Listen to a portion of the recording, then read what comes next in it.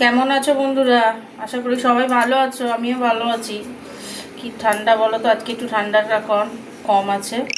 যাই হোক, আমি আজকে কি করবো বলো তো, চুলটাই না গন্ডগোল করছে। আজকে আমি বানাবো ওই যে ফুলকপি কড়াইশুঁটি দিয়ে নিরামিষে একটা ঝোল। কারণ আমাদের বললাম না, আমাদের এই চলছে, অসহ্য চলছে, তাই রান্না বান্না হচ্ছে না, মাছ মাংস কিছু হচ্ছে না, নিরামিষ খাওয়া হচ্ছে। চলো রান্নায় ফিরে যাই, দেখতে থাকো।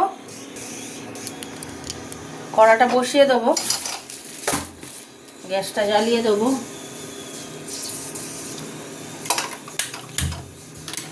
আগে ফুলকপিটা ভাজবো, তারপরে কড়াটা গরম হতে থাক, তেল দিয়ে দিচ্ছি। ফুলকপিটা ভাজবো বলে তেলে একটু হলুদ দেব, হলুদ দিয়ে দিলাম তেলে ফুলকপিটার জন্য। তেলটা গরম হতে থাক, ফুলকপিগুলো ভেজে নিই। আগে দিয়ে দিলাম ফুলকপিটা,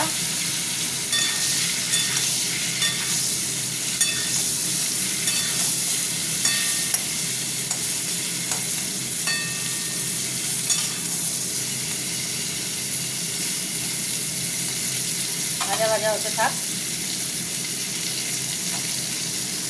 ভাজা হয়ে গেছে বন্ধুরা, এবার তুলে নেবো। ভাজা হয়ে গেল।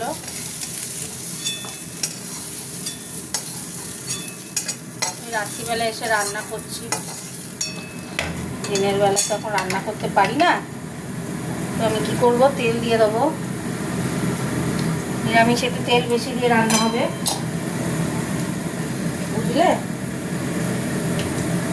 তেলটা গরম হোক।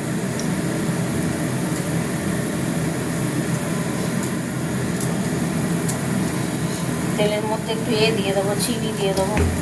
মিষ্টি না দিলে কালারটা আসবে না। মিষ্টি দিয়ে দিলাম তেলের মধ্যে, আর দেবো না, দিয়ে দিলাম তরকারিটা।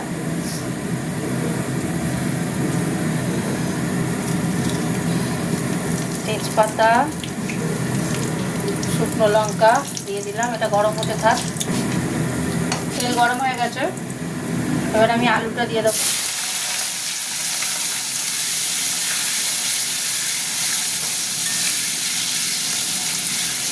আলুটা একটু ভাজা ভাজা করবো, আলুর সাথে কড়াইশুঁটিও দেবো।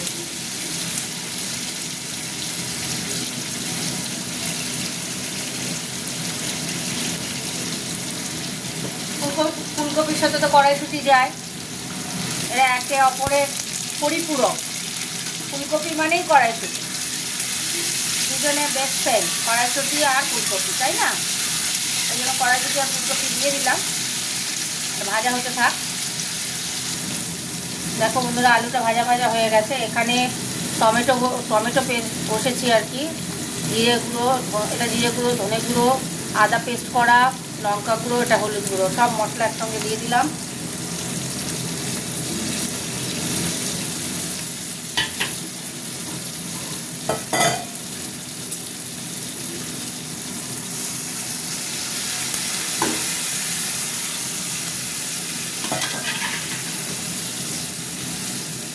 এবার আমি দিয়ে দিচ্ছি নুন।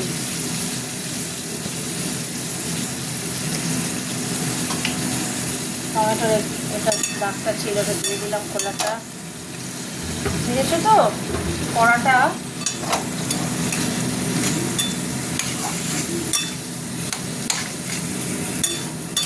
এবার মশলাটা কষা কষা হবে, হতে থাক।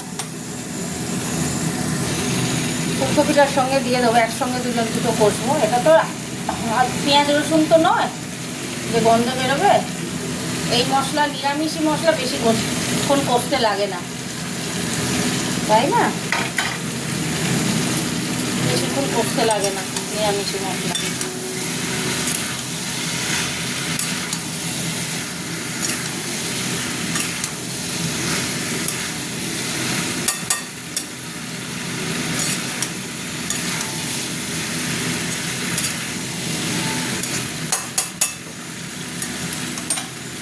কষা, এই যে দেখো তেল ছেড়ে দিয়েছে, কষা হয়ে গেছে। এবার আমি জল দেব, তলায় লেগে যাচ্ছে তো।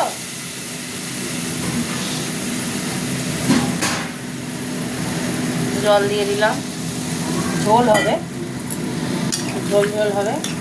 এই যে তলায় সব লেগে গেছে।